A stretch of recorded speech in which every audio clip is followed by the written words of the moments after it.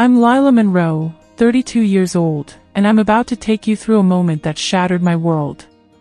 Imagine me standing outside Seattle's Fairmont Olympic Hotel, my sapphire gown catching the evening light, ready to celebrate my sister Olivia's wedding.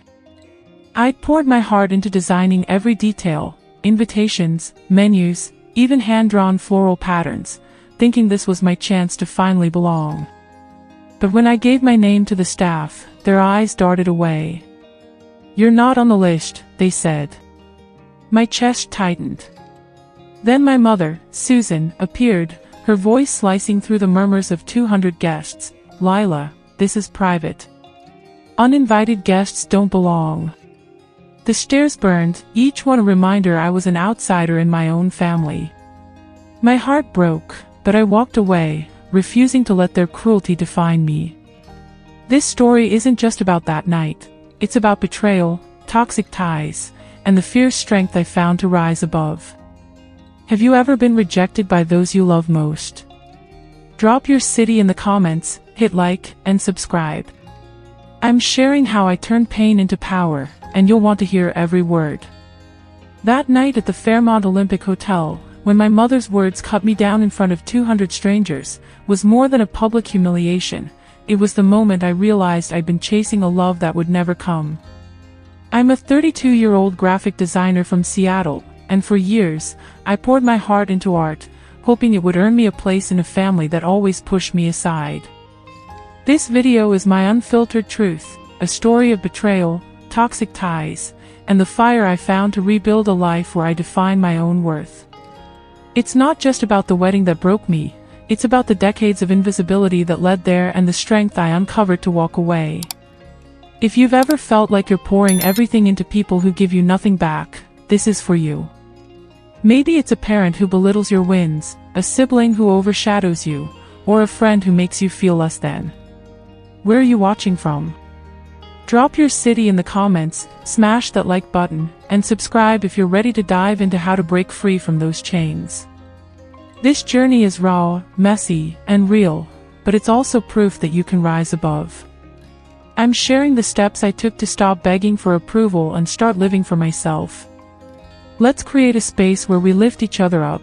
Share your story below, because your voice deserves to be heard.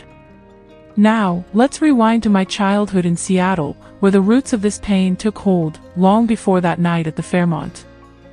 Growing up in the leafy suburbs of Seattle, I lived in a world that looked perfect from the outside but felt like a maze of rejection within.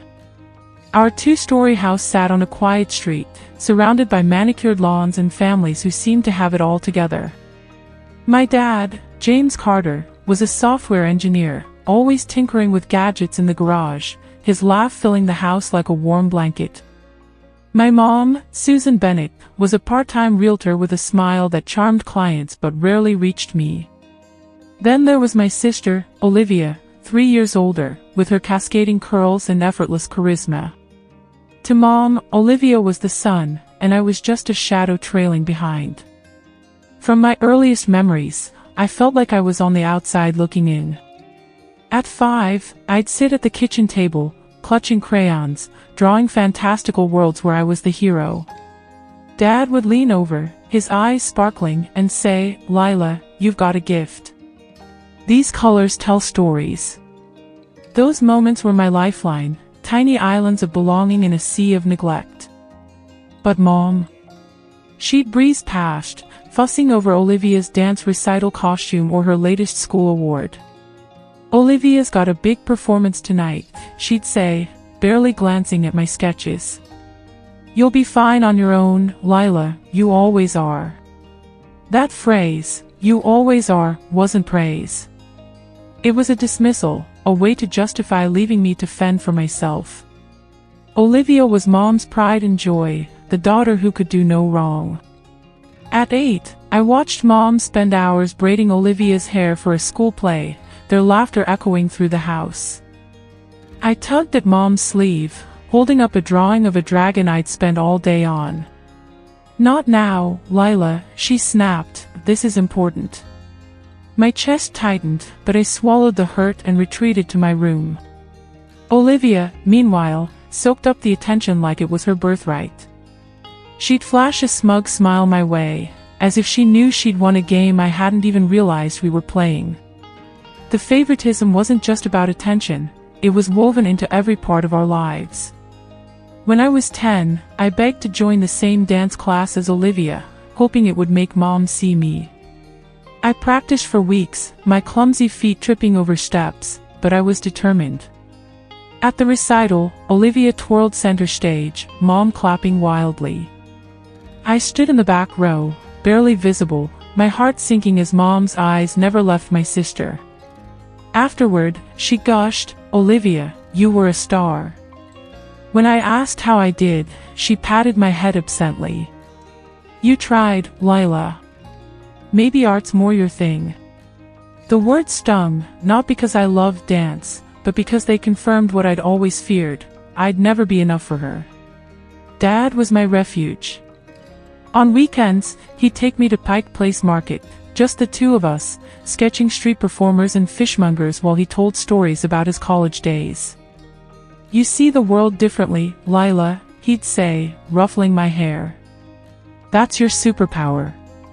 He framed my drawings, hanging them in his office like they were masterpieces. But even Dad couldn't shield me from the growing divide. Once, at a family dinner, I proudly showed Mom a poem I'd written for school. Before she could respond, Olivia interrupted, announcing she'd been picked for the cheerleading squad. Mom's face lit up.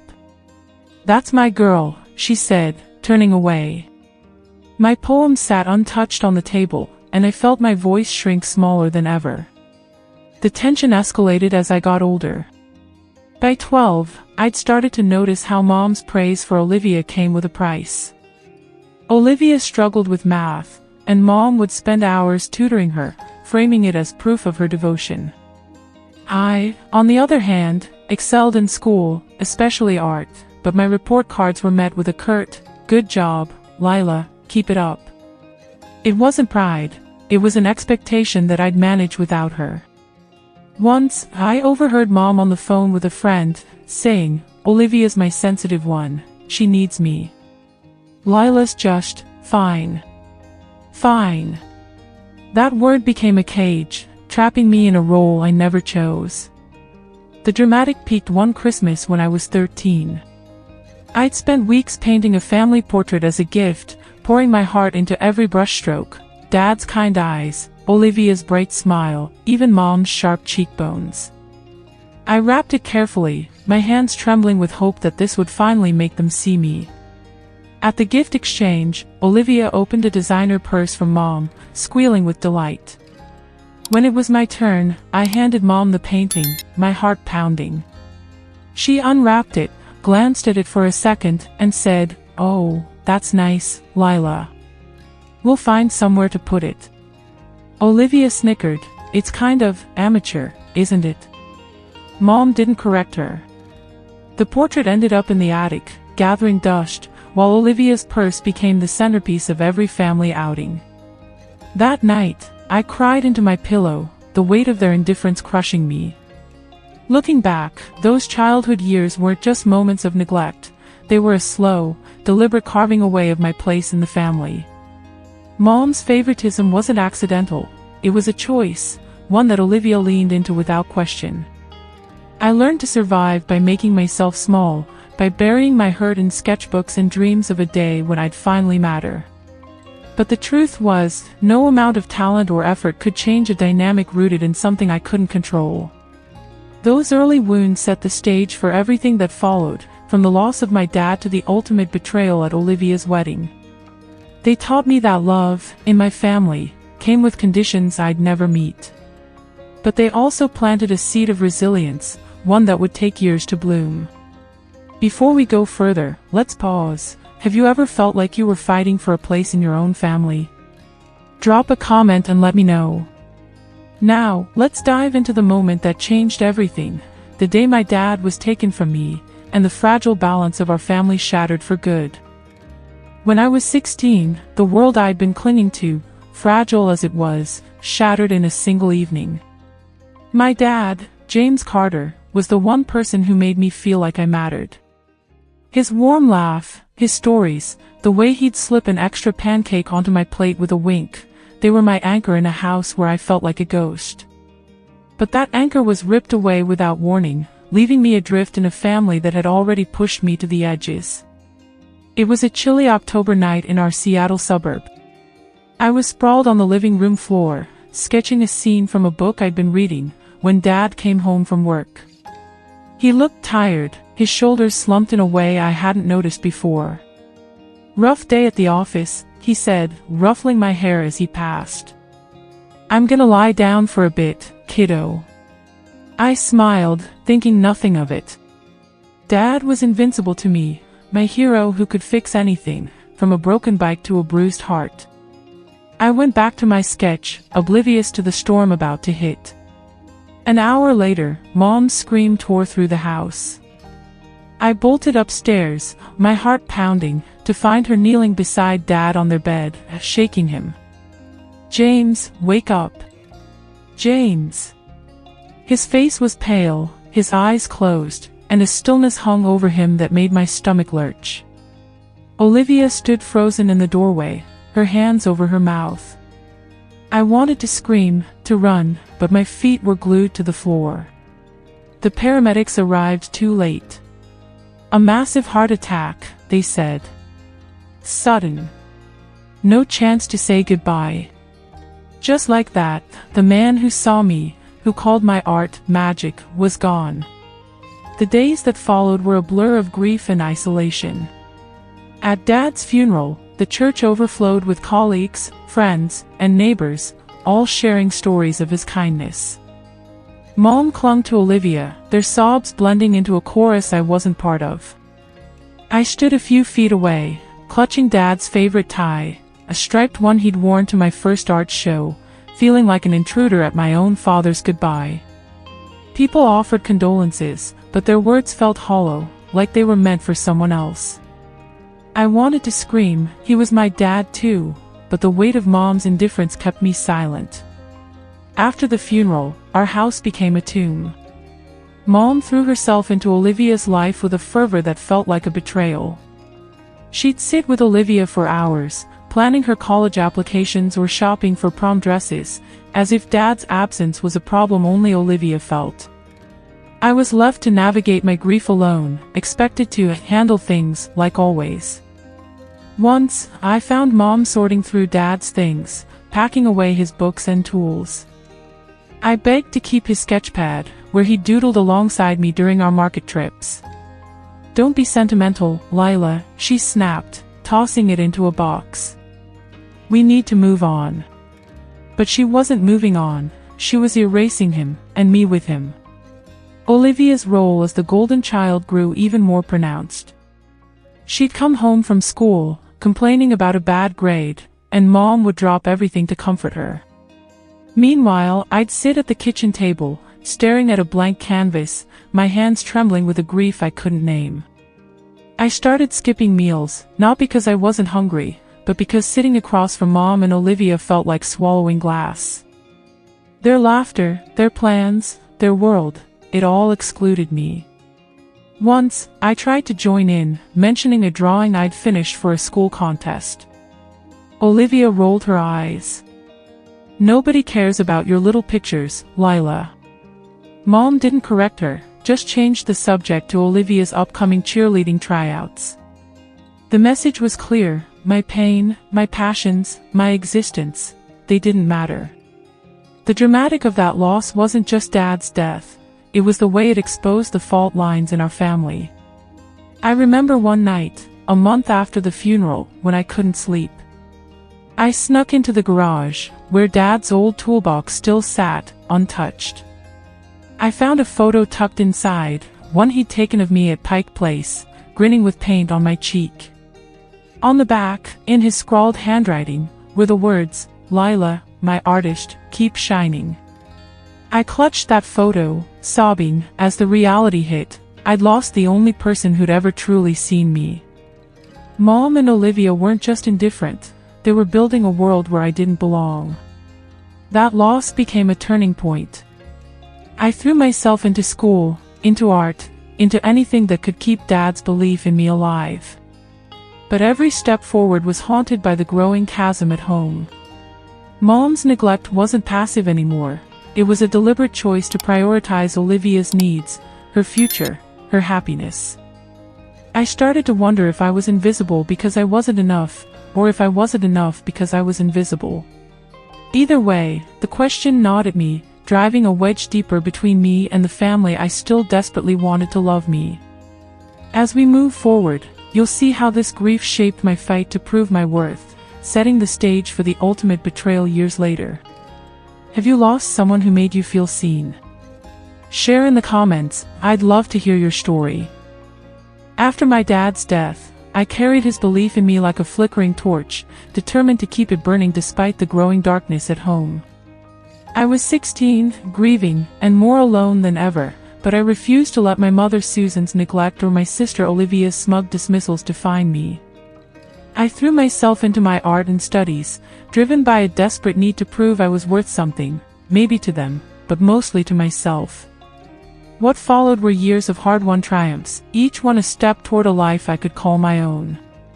But every victory came with a bitter reminder. No matter how high I climbed, my family would always find a way to push me back down. In my junior year of high school, I entered a statewide art competition, pouring weeks into a mural inspired by Seattle's vibrant waterfront. I painted ferries slicing through Puget Sound, street musicians at Pike Place, and faces of strangers who'd smiled at me during my trips with Dad. When I won first place, the local news covered it, calling my work a stunning blend of heart and talent. The mural was displayed at City Hall, and for a fleeting moment, I thought this might finally make Mom see me. I invited her and Olivia to the unveiling, my hands shaking as I sent the text. Mom replied, busy with Olivia's college tour. Send pics. Olivia didn't respond at all. I stood alone at the ceremony, surrounded by strangers' applause, my chest tight with a familiar ache. When I got home, Mom had pinned the newspaper clipping to the fridge, but her only comment was, "Nice, you've got something to keep you busy, Lila." The word busy landed like a slap, my art, my passion, reduced to a hobby to fill my time. That dismissal fueled me to push harder. By senior year, I applied to Savannah College of Art and Design, one of the top art schools in the country. I spent nights perfecting my portfolio, each piece a silent scream for recognition. When I got a full scholarship, I was over the moon, thinking this was my ticket to a future where I'd finally matter. I shared the news at a rare family dinner, my voice trembling with hope. Olivia scoffed, "Some people get all the luck, huh?" Mom chimed in, "Well, college isn't for everyone. Olivia's got her charm, she'll land on her feet." The table went silent, my excitement snuffed out like a candle. I stared at my plate, realizing no achievement would ever shift their gaze from Olivia. At SCAD, I found my stride. Away from Seattle, I could breathe. I majored in graphic design, diving into projects that let me tell stories through color and form. My professors praised my work, and I started freelancing in my sophomore year, designing logos for local businesses. By graduation, I'd built a portfolio that landed me a job at a prestigious Seattle design agency, working on campaigns for major brands.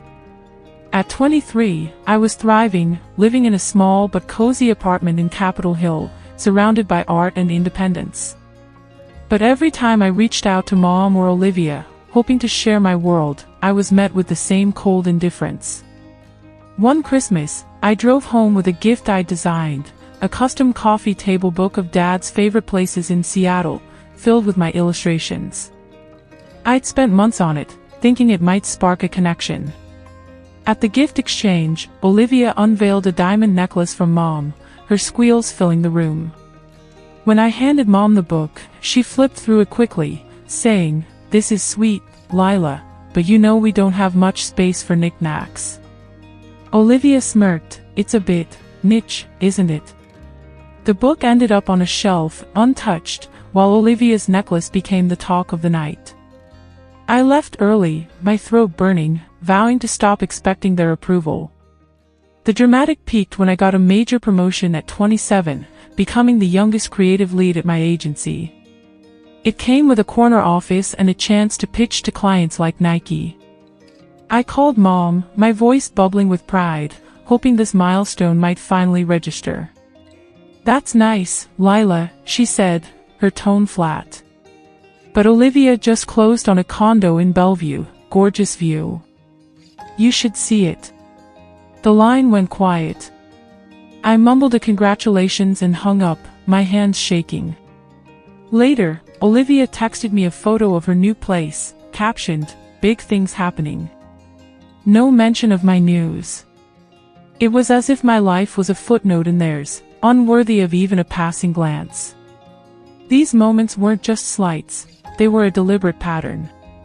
Every success I fought for was met with a shrug, a comparison, or a redirection to Olivia's latest triumph. I started to question myself, was I too proud? Too needy? But deep down, I knew the truth. Mom and Olivia didn't just overlook me, they chose to. I kept trying, though, clinging to the hope that one day, I'd do something big enough to make them care. That hope led me to pour my heart into Olivia's wedding, thinking it could bridge the gap. But as you'll see, that choice only set the stage for the deepest betrayal yet. Have you ever achieved something huge, only to have it ignored by the people you love? Drop your story in the comments, I'm reading every one. Now, let's move to the moment that pushed me to my breaking point, Olivia's wedding, where my family showed me exactly where I stood. When Olivia announced her engagement to Nathan Reynolds, a tech heir whose family name carried weight in Seattle's elite circles, I saw a flicker of hope. Maybe this was my chance to finally belong, to stitch together the frayed threads of our family. I was 30, a successful graphic designer, but still haunted by the childhood wounds and the years of dismissal that followed Dad's death. Olivia's wedding felt like a bridge, one I could cross by offering my skills, my heart, my everything. I poured myself into it, believing my work would earn me a place at their table. But what unfolded at the Fairmont Olympic Hotel wasn't just a rejection, it was a public execution of my worth, orchestrated by the people I'd spent my life trying to please. Nathan's proposal came with a ring that Mom couldn't stop bragging about, a diamond so large it seemed to eclipse everything else. Susan saw the wedding as her golden ticket to Seattle's high society, a chance to rub elbows with the Reynolds business associates and cement her status. Olivia, basking in the glow of her new role as the perfect bride, leaned into Mom's vision, their planning sessions filled with talk of exclusive venues and A-list guests. I watched from the sidelines, my calls to Mom often going to voicemail, my texts to Olivia answered with curt emojis. Still, I wanted to be part of it. What can I do to help? I asked during a rare family dinner, my voice tinged with cautious hope. Olivia glanced at Mom before replying, "You're good at design stuff, right? Maybe you could do the invitations or something. Save us some cash." Her tone was casual, but the word cash stung, like my contribution was a transaction, not a gift. I threw myself into the project with a fervor that bordered on obsession. I offered to design not just the invitations but the entire suite, programs, menus, place cards, even custom cocktail napkins. This was my love letter to Olivia, a chance to show I was more than the independent sister they'd cast aside. I spent months sketching intricate floral motifs, inspired by the Pacific Northwest's lush greenery, each petal a silent plea for acceptance. I worked late nights with a high-end printer I knew from my agency, negotiating discounts to keep costs low. I created mood boards, tested fonts, and matched colors to Olivia's blush and gold theme, presenting every draft with a nervous smile. Olivia's feedback was vague, "Make it fancier," while Mom's was cutting, "These are fine, Lila, but they need to scream luxury." I swallowed my pride, made every change, and kept going, thinking each revision brought me closer to their approval. As the wedding date neared, cracks started to show. I noticed my name wasn't listed on the wedding website's Our Family page, which gushed about Mom, Nathan's parents, and Olivia's closest supporters. I called Olivia, my voice steady despite the knot in my stomach. Hey, just saw the website, my name's missing. She laughed it off. Oh, weird. Must be a glitch. I'll fix it. Weeks passed, and the page stayed unchanged. I told myself it was an oversight, that wedding stress was to blame. But other signs piled up. I never received an invitation, despite designing them. When I mentioned it to Mom, she waved it away. You're helping, Lila, you don't need a piece of paper. Olivia echoed her, your family, you're obviously coming. The word obviously felt like a lie, but I clung to it, desperate to believe. I spent thousands on a sapphire gown that complemented the wedding's palette, tailoring it to fit like a second skin. I chose a vintage silver frame as a gift, engraved with Olivia and Nathan's initials, planning to add a wedding photo later. The night before, I barely slept, my mind racing with a mix of excitement and dread. I wanted to be the sister Olivia deserved, the daughter Mom could be proud of. I practiced my makeup, curled my hair, and packed an emergency kit, extra programs, tape, anything to ensure the day was perfect. As I drove to the Fairmont, I let myself dream that this could be a turning point, a day when we'd finally be a family. The Fairmont Olympic Hotel was a vision of opulence, crystal chandeliers, marble floors, and a grand staircase that seemed to promise fairy tales. The parking lot buzzed with florists unloading roses and caterers rushing past. I arrived 3 hours early, my gown shimmering under the morning sun, and approached a woman with a clipboard, assuming she was the coordinator. Hi, I'm Lila, Olivia's sister, I said, my voice bright. I designed the materials and want to check if anything needs tweaking. She frowned, scanning her tablet. The designer? I thought you were remote. Olivia didn't mention you'd be here. My smile faltered. No, I'm her sister, I repeated, a chill creeping up my spine. She nodded uncertainly. Everything set with the materials. The bride's upstairs with her party.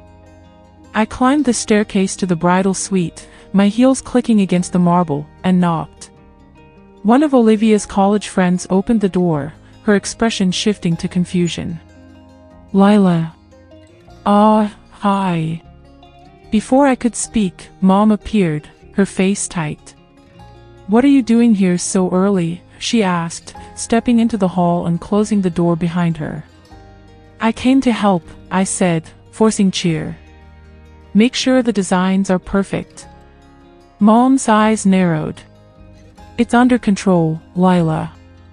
Olivia's stressed enough without extra people hovering. I swallowed hard. Can I just say hi to her? Mom sighed, as if I'd asked for the moon. She's busy. Go check the tables downstairs or something. As I turned away, I heard Olivia's voice through the door. Is Lila gone? I can't deal with her today.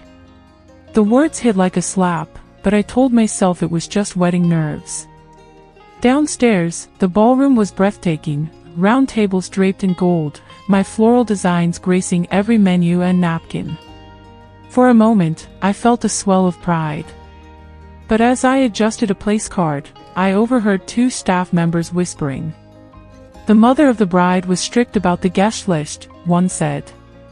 Said to keep certain people away from the VIPs. The other chuckled. Rich people drama. My pulse quickened. They couldn't mean me, could they? I pushed the thought away, focusing on the ceremony setup in the garden, where chairs were lined with my programs. No one acknowledged me, not even the relatives I passed. I took a back row seat, feeling like a stranger at my sister's wedding. The ceremony was flawless, Olivia radiant in her gown, Mom beaming as she walked her down the aisle. I clapped, my hands trembling, but no one called me for family photos afterward. I stood alone during the cocktail hour, watching Mom pose with Nathan's parents, Olivia laughing with her bridesmaids. My heart sank, but I told myself the reception would be different. As guests lined up at the ballroom entrance, I joined them, rehearsing how I'd laugh off any mix-up. When I reached the staff member with the tablet, I smiled. Lila Monroe. He scrolled, his face growing uneasy. I'm sorry, I don't see your name. My breath caught. There's a mistake. I'm the bride's sister. I designed all this. He called over the coordinator, a woman named Claire, who approached with a tight smile. We're only admitting approved guests, she said, glancing at her list. I need to check with the bride's mother. Mom appeared, her expression cold as ice. The crowd around us hushed, sensing tension. What's the problem? She asked, her voice sharp. They say I'm not on the list, I said, my voice cracking. Mom, I'm your daughter. She stepped closer, her words low but venomous, meant for the onlookers as much as me. Lila, stop embarrassing us. This is Olivia's day, and you're not invited. Unwanted guests don't belong. The world tilted. Guests whispered, their stares like needles. Nathan's business partners, people I designed for, watched as if I were a spectacle. I felt naked, my sapphire gown no shield against the humiliation. Claire shifted uncomfortably. Should I call security? Mom waved her off. She'll leave. Something inside me broke, but something else hardened. I looked Mom in the eye, my voice steady despite the tears threatening to spill. If I'm unwanted, I'll go. But you'll never see me beg again. I turned, my heels echoing in the silent hall, and walked out, each step a defiance against the family that had cast me aside. Behind me, I heard Mom murmur, just a misunderstanding, as if I were a vendor gone rogue. The grand doors of the Fairmont closed with a thud, sealing me out of their world. Have you ever been betrayed so deeply it changed you? Share your story in the comments, I'm here for it. Hit like if this hit home, and let's keep going as I unravel what came next, the darkest days of my life, and the first sparks of fighting back. As I walked away from the Fairmont Olympic Hotel, the weight of my mother's words, "Unwanted guests don't belong," crushed me like a tidal wave. The Seattle night was cold, my sapphire gown no match for the chill that settled into my bones. My heels, chosen with such care, now blistered my feet, each step a sharp reminder of the humiliation I just endured in front of 200 strangers. I'd spent months designing Olivia's wedding, pouring my heart into every detail, only to be cast out like a trespasser by my own family. That moment wasn't just a betrayal, it was the final nail in the coffin of a lifetime spent chasing their love. What followed were the darkest days I'd ever known, a descent into a despair so deep I wasn't sure I'd ever climb out. But even at rock bottom, a spark of survival flickered, one that would eventually lead me to fight back.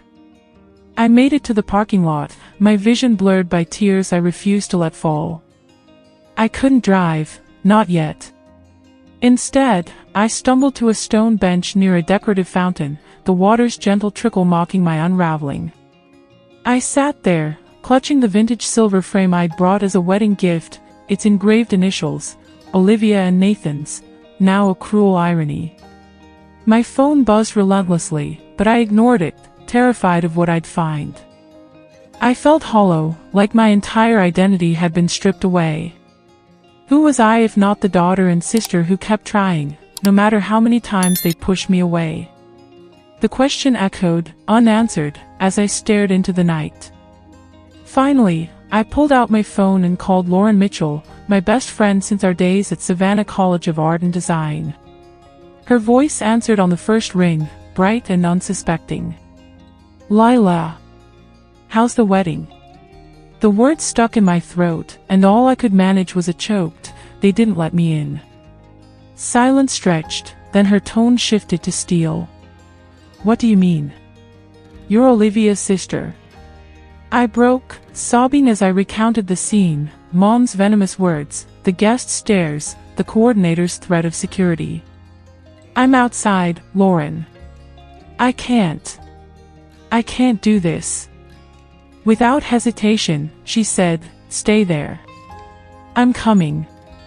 She lived 40 minutes away, but I knew she'd break every speed limit to reach me. While I waited, the reality of what had happened sank deeper. I opened my phone, unable to resist, and scrolled through the wedding hashtag Olivia had created. Photos flooded my screen, the ceremony, the first dance, my floral designs on every table. There was Mom, beaming beside Olivia, Nathan's parents, toasting with champagne. But I was nowhere. Erased, as if I'd never existed. Then I saw a post from a distant cousin, "Missed you at the wedding, Lila. Where were you hiding?" My stomach churned. They'd lied. Mom and Olivia had spun a story that I'd chosen not to come. The betrayal wasn't just personal, it was a calculated effort to rewrite my pain as their convenience. A text from Mom popped up, and my hands shook as I opened it. "Your behavior was disgraceful, Lila. You've ruined Olivia's day with your dramatics." The audacity of it, blaming me for their cruelty, snapped something inside. I wanted to scream, to call her and demand answers, but I was too raw, too broken. Another text followed, this one from Olivia. "Thanks for making my wedding about you. Classic Lila." I stared at the words, my tears falling onto the screen. They turned me into the villain, absolving themselves of any guilt. I turned off my phone, the silence both terrifying and final. Lauren's blue SUV screeched into the lot 38 minutes later. She jumped out, her face a mix of fury and heartbreak, and pulled me into a fierce hug. "Those absolute monsters," she whispered, her voice trembling. "How dare they?" I collapsed against her, my sobs ugly and unrestrained, tearing from a place I didn't know existed. She guided me to her car, the frame still clutched in my hands, and drove me to her apartment in Fremont. The city lights blurred past, each one a reminder of the life I'd thought I was building, a life where I still had a family. At Lauren's, I changed out of my gown, hanging it in her closet like a relic of a dream I'd never live. She handed me sweatpants and a t-shirt, then made chamomile tea while I sat on her couch, staring at nothing. "You don't have to talk," she said, sitting beside me. "But you're not alone in this." I nodded, but the words felt distant. Alone was all I'd ever been. Lauren checked my phone, her jaw tightening as she read the messages. "They're gaslighting you," she said, her voice low. "This isn't your fault. They're the ones who failed you." Her words were a lifeline, but I was too far under to grab it. That night, I barely slept, curled up in Lauren's guest room, my mind replaying every moment at the Fairmont. I saw Mom's cold smirk, Olivia's voice through the door. "I can't deal with her today." I saw the guests' pitying glances, the coordinator's clipboard like a guillotine. But worse were the memories that flooded back, unbidden, every time Mom dismissed my art, every time Olivia stole the spotlight, every moment I'd made myself small to fit their world. I realized this wasn't new. The wedding was just the loudest declaration of a truth I'd always known: I was unwanted. The next morning, Lauren found me still on the couch, my eyes red and empty. "You're staying here," she said firmly, already calling my boss to explain I had a family emergency. The irony of that phrase made me wince. I couldn't face work, couldn't face the world. I spent days in a fog, alternating between sleeping for hours and lying awake at 3 a.m., questioning my worth. Why wasn't I enough? What had I done to deserve this? Lauren brought me soup I barely touched, sat with me in silence when I couldn't speak. She screened calls from concerned friends, shielding me from questions I wasn't ready to answer. A week later, I turned my phone back on, bracing for the flood.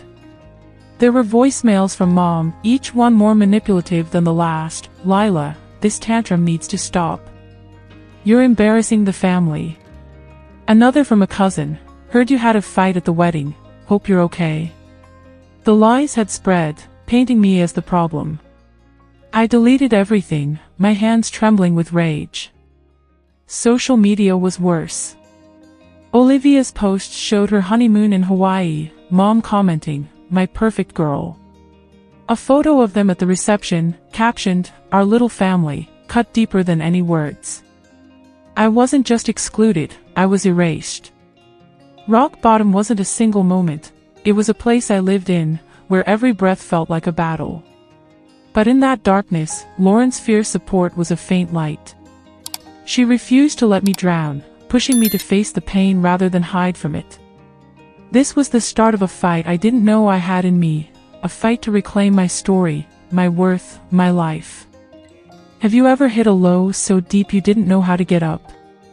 Share your experience in the comments, I'm reading everyone. Hit like if you're with me, and let's move to how I began to claw my way out, one painful step at a time.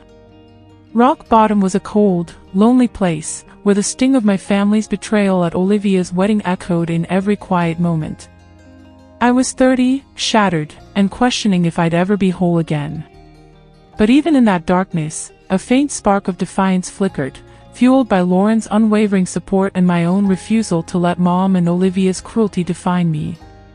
What followed was a grueling, transformative journey, not a straight path to healing, but a messy climb out of despair, marked by doubt, breakthroughs, and the slow rebuilding of my self-worth. This wasn't just about surviving, it was about learning to thrive in a world where I could finally choose myself. Lauren refused to let me stay lost. A week after the wedding, as I sat numb on her couch, she marched in, flung open the blinds, and said, "Enough, Lila. You're not disappearing." Her voice was firm but kind, cutting through my haze. She'd already booked me an appointment with Dr. Rachel Thompson, a therapist she swore by. "You're going," she said, tossing me a clean sweater. "This isn't just sadness, it's trauma." I wanted to argue, to crawl back into the safety of my grief, but her fierce belief in me was a lifeline I couldn't ignore. That afternoon, I dragged myself to Dr. Thompson's office, a cozy space with soft chairs and a view of Seattle's rainy streets. I didn't know it then, but that first session would be the start of unraveling a lifetime of lies I believed about myself. Dr. Thompson's voice was calm but direct. "Tell me why you're here, Lila." The words poured out: Olivia's wedding, Mom's public humiliation, the years of feeling invisible. I expected pity, but instead, she leaned forward, her eyes steady. "What you're describing is a narcissistic family dynamic. Your mother cast Olivia as the golden child and you as the scapegoat. That's not your fault, it's their dysfunction." Her words hit like a thunderbolt. For the first time, I saw my pain through a new lens. I wasn't broken, I'd been shaped by a system designed to keep me small. But knowing that didn't erase the hurt, it made it sharper, like a wound freshly cleaned. I left her office shaken, clutching a notebook she'd given me to journal my thoughts. Journaling became my first act of rebellion. At night, in Lauren's guest room, I wrote raw, unfiltered words about the wedding, my childhood, the ache of Dad's absence. Some pages were angry rants, others tear-stained pleas for answers. One entry read, "Why do I still want their love when they've never given it?" Writing forced me to face the truth. I'd spent my life performing for an audience that would never applaud. Dr. Thompson pushed me to dig deeper in our weekly sessions.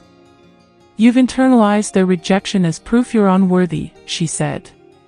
"Unlearning that takes time, but it starts with choosing yourself."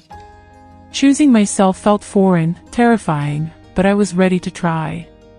I took small, shaky steps. Lauren dragged me to a local running group, insisting fresh air would help. At first, I hated it. My lungs burned, my mind raced, but the rhythm of my feet hitting the pavement became a meditation. Running gave me moments of clarity, where I could imagine a life free from Mom's shadow. I also joined a Seattle art collective, a group of creatives who met in a funky Fremont warehouse.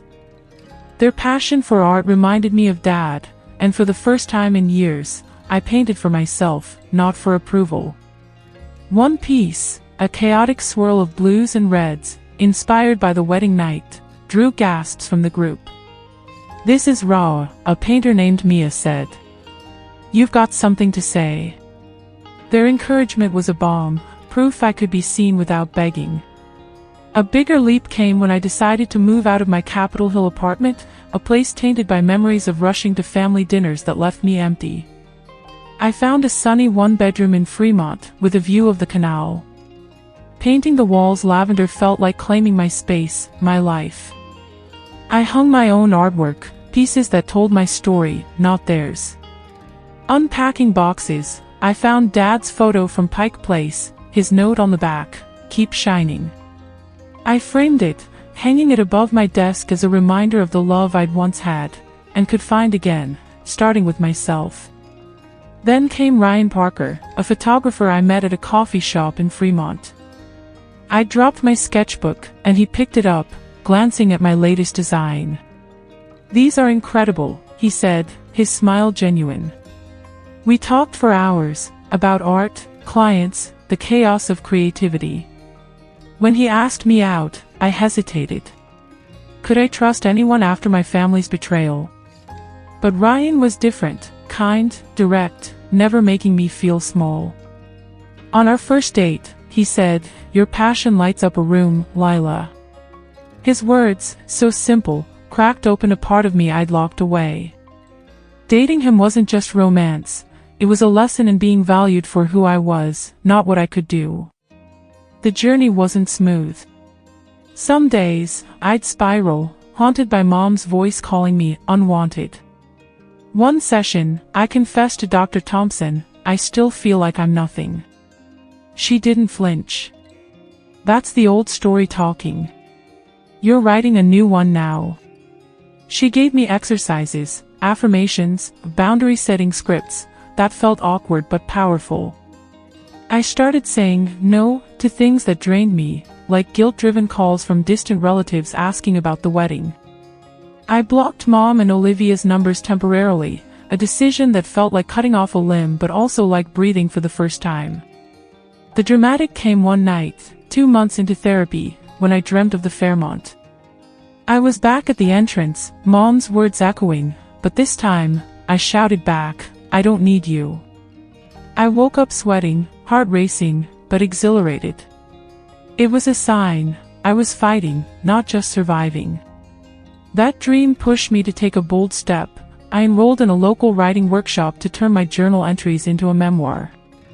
Sharing my story with strangers was terrifying, but their feedback, "Your pain is universal, Lila," gave me courage. I wasn't just healing, I was reclaiming my voice.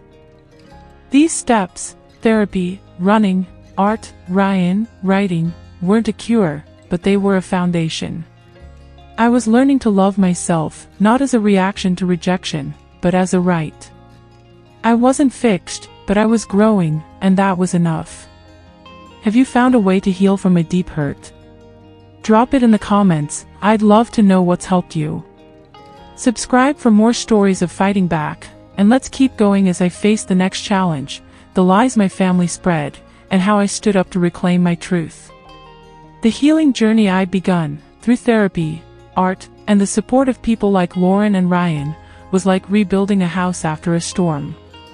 But just as I started to feel steady, a new blow came, one that tested my newfound strength. 3 months after Olivia's wedding, when I was 30 and finally daring to believe I could define my own worth, I discovered that my mother, Susan, and sister, Olivia, hadn't just excluded me from the Fairmont Olympic Hotel, they'd launched a campaign to rewrite my story. Their lies spread like wildfire, threatening to undo the fragile peace I'd fought for. Confronting those rumors wasn't just about setting the record straight, it was about claiming my truth in a way I'd never done before, a high-stakes battle that pushed me to the edge but ultimately set me free. It started with a phone call from a colleague at my design agency. I was in my Fremont apartment, sketching a new project, when Sarah, a senior designer, called. Her voice was hesitant. "Lila, I heard something weird from a client. They said you caused a scene at your sister's wedding. Like, stormed out over some family drama." My heart stopped. I gripped the phone, my mind racing back to the wedding night. Mom's venomous, unwanted guests don't belong, the guest stares, the lies they'd spun to erase me. That's not true, I stammered, my voice shaking. I was never even let in. Sarah sounded relieved but concerned. I figured it was off. Just, be careful. People are talking. I hung up, my hands trembling, a sickening realization dawning, my family wasn't done hurting me. I opened my laptop, diving into social media with a sinking feeling. Posts under Olivia's wedding hashtag had multiplied, many from mutual acquaintances. A cousin's comment caught my eye, "Lila, why'd you skip the wedding?" Family feud. Another from a high school friend, "Heard you threw a fit at Olivia's big day, hope you're okay." The narrative was clear, I was the troublemaker, the jealous sister who'd sabotage Olivia's perfect moment. I found a group chat screenshot shared by a distant relative, where Mom had written, "Lila chose not to attend. She's always been difficult." Olivia had chimed in, "Yeah, she made it all about her, as usual." The lies were so brazen, so coordinated, they took my breath away. Not only had they excluded me, but they'd weaponized my absence to protect their image, painting me as the villain in a story they'd scripted.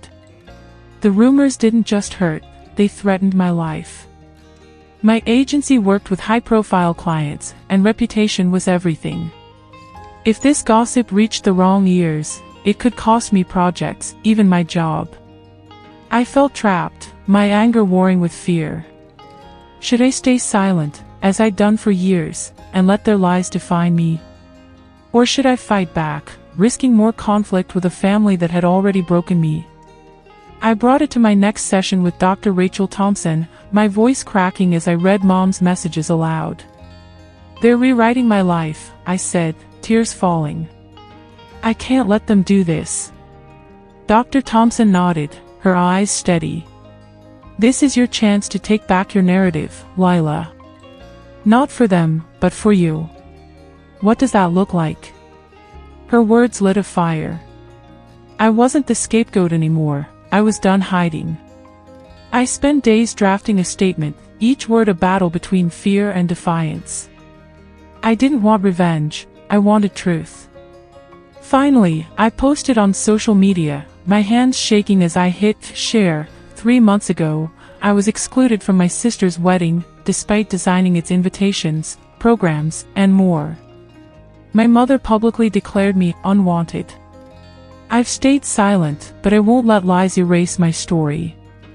I'm choosing to move forward, focusing on my work and the people who value me. Thank you for your support.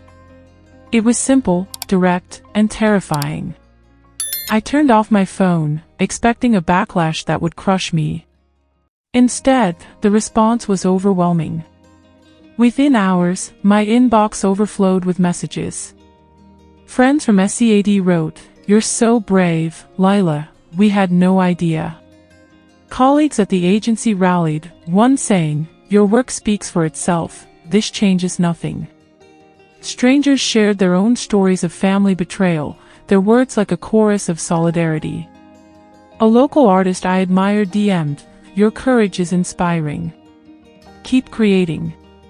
The support was a lifeline, proof that my truth mattered. But not everyone was kind. A few relatives defended Mom, accusing me of airing dirty laundry. One wrote, "You're tearing the family apart." The criticism stung, but it didn't break me, not this time. The dramatic peaked when Mom called, her voicemail seething, "Lila, this public stunt is unforgivable. You've humiliated us. Call me back now." Olivia texted, her words dripping with venom, "You're pathetic, dragging our name through the mud." I stared at my phone, my heart pounding. The old Lila would have crumbled, desperate to fix things. But I was different now. With Lauren's encouragement, I chose not to respond. Instead, I blocked their numbers, a decision that felt like shedding chains. Dr. Thompson had taught me about DARVO, deny, attack, reverse victim and offender, and I saw it clearly now. They weren't sorry, they were doubling down. But their tactics no longer controlled me. Confronting those rumors was a turning point. It wasn't just about correcting lies, it was about declaring my right to exist, unapologetically. The support I received showed me I wasn't alone, that my story resonated with others who'd been silenced by toxic families. I started to see my pain not as a weakness, but as a source of strength, a story I could use to connect and heal. Have you ever had to stand up to lies about you? Share your experience in the comments, I'm reading every one. Hit like if you're rooting for truth, and subscribe as we move to the next chapter, how I turned my pain into art, creating something beautiful from the ashes of betrayal. A year after the crushing rejection at Olivia's wedding, I stood on the cusp of a moment that would redefine my life. At 31, I'd clawed my way out of despair through therapy, new friendships, and a fierce commitment to my own worth. Confronting the lies my mother and sister spread had been a battle, but it ignited a fire in me, a need to not just survive, but to create something undeniable from my pain. That fire led to my first solo art exhibition in Seattle's Fremont neighborhood, a bold declaration of my story titled Unseen. This wasn't just a show, it was a high-stakes gamble to transform my scars into art, to stand vulnerable before a crowd and demand to be seen. The night of the exhibition was a whirlwind of fear, triumph, and unexpected challenges, proving that my journey was far from over. The idea for Unseen was born in the art collective I'd joined months earlier. Late-night painting sessions with fellow creatives had rekindled my passion, pushing me to explore the raw edges of my experience. Each piece in the exhibition told a chapter of my life, muted sketches of my childhood, where I lingered in the margins of family photos, jagged abstracts capturing the wedding night's humiliation, and vibrant, hopeful canvases of my new life in Fremont. The centerpiece was a large oil painting, a fractured silhouette of a woman, her edges dissolving into bursts of color, symbolizing my breaking and rebuilding. Naming the show Unseen was deliberate. It was a reclaiming of the invisibility Mom and Olivia had imposed on me, turning it into a powerful narrative. Organizing the exhibition was a labor of love and terror. I rented a small gallery space in Fremont, its exposed brick walls perfect for my raw, emotional work. Ryan, my photographer boyfriend, spent weekends helping me hang frames, his steady presence calming my nerves. Lauren, my rock, turned into a one-woman PR machine, inviting everyone from local artists to my agency colleagues. But as the opening night loomed, doubt crept in. What if no one came? What if they saw my work and dismissed it, just like Mom had? One night, I confessed my fears to Dr. Rachel Thompson. "You're not painting for their approval anymore," she said. "This is for you, and for anyone who's ever felt unseen." Her words became my mantra, but they didn't erase the knot in my stomach. The dramatic began hours before the opening. I arrived at the gallery to find a leak in the ceiling, dripping perilously close to my centerpiece painting. Panic surged as I scrambled to move it, Ryan grabbing towels to sop up the water. The gallery owner apologized profusely, promising to fix it, but the clock was ticking. Guests were due in 2 hours, and the space was chaos. As I repositioned frames, my phone buzzed with a text from an unknown number. "Heard about your little art show. Don't expect us to show up. Olivia." My breath caught. I hadn't invited her or Mom, but the message was a jab, a reminder of their power to wound me. I showed it to Lauren, who snatched my phone. "Block her," she said fiercely. "Tonight's about you, not them." I did, my hands trembling, but the text lingered like a shadow. By 7 p.m., the gallery was transformed, lights casting a warm glow on my paintings, a playlist of soft indie music filling the air. I wore a simple black dress, my hair loose, feeling both exposed and defiant. As guests arrived, my nerves spiked. Would they see me, or just the pain I'd laid bare?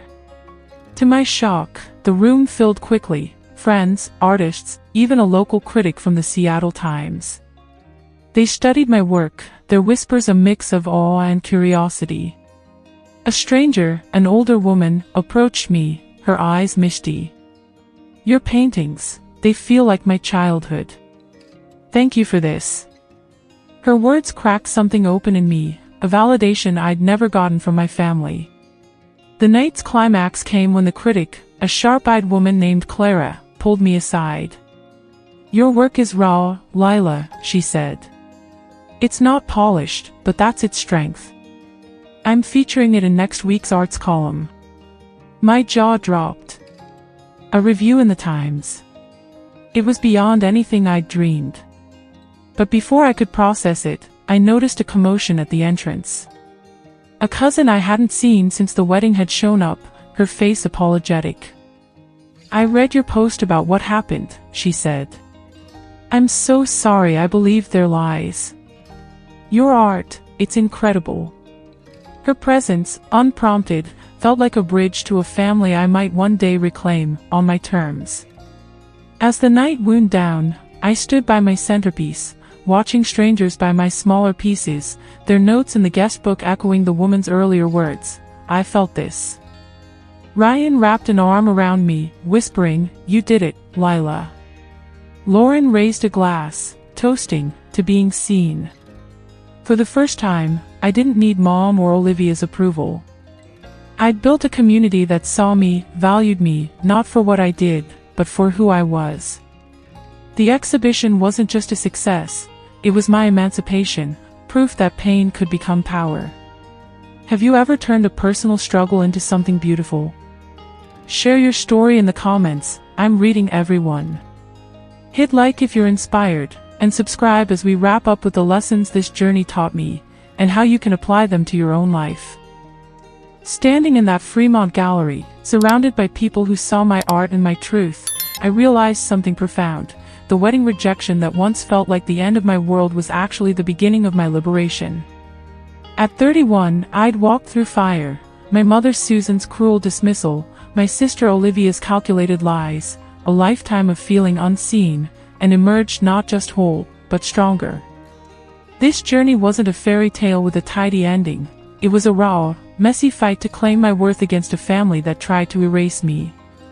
As I close this story, I want to share the hard-won lessons that reshaped my life, and I'm challenging you to take them into yours. This isn't just my victory, it's a call to anyone who's ever been told they're not enough. The dramatic of this moment hit me a few weeks after the Unseen exhibition, when I got an unexpected email from Mom. I'd kept her blocked, but she used a new address, her words dripping with manipulation. "Lila, your art show stunt has caused enough pain. It's time to apologize and come home." My heart raced, old instincts urging me to comply, to shrink back into the daughter who begged for scraps. But I was done. I drafted a reply, my hand steady. "I'm not apologizing for my truth. I wish you well, but I'm building my own home now."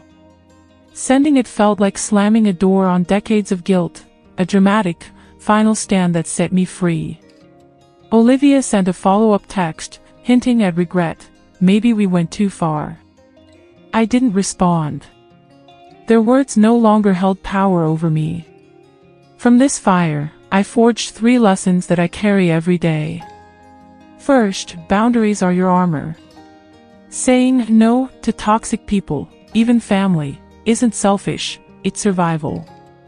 I learned to protect my peace by cutting contact when needed, choosing who gets access to my heart. Second, your chosen family is your strength. Lauren, Ryan, the art collective, they became my anchors, proving love doesn't demand blood, only mutual care. Find your people, the ones who lift you without asking you to dim your light. Third, your pain is your power. My art exhibition turned wounds into beauty, showing me that creating from hurt can heal you and inspire others. Whatever your medium, writing, music, even a quiet act of courage, use it to tell your story. These lessons aren't abstract, they're tools. When I hosted my first Friendsgiving in my lavender-walled apartment, surrounded by laughter and mismatched plates, I saw them in action. No one there cared about Mom's social climbing or Olivia's status. They cared about me, Lila, exactly as I was. That night, as Ryan squeezed my hand and Lauren led a toast to new beginnings, I felt a completeness I'd never known in my family's house. It was proof. You can build a life richer than the one you lost, but it starts with choosing yourself, even when it's terrifying. Now, I'm turning this to you.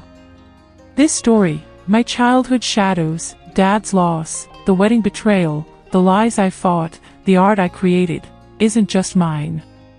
It's for anyone who's been pushed aside, told they're too much or not enough. Have you ever had to walk away from someone who hurt you, even if society said, but their family? Drop your story in the comments. I read every one, and your voice matters. Hit that like button if this journey resonated, and subscribe for more stories about breaking free and building lives that shine. Share this video with someone who needs to hear they're worthy, because together, we're building a community of people who choose themselves. My exhibition was called Unseen, but today, I see myself clearly, and I want you to see yourself, too. Let's keep this fire burning. Thank you for being here, and I'll see you in the next one.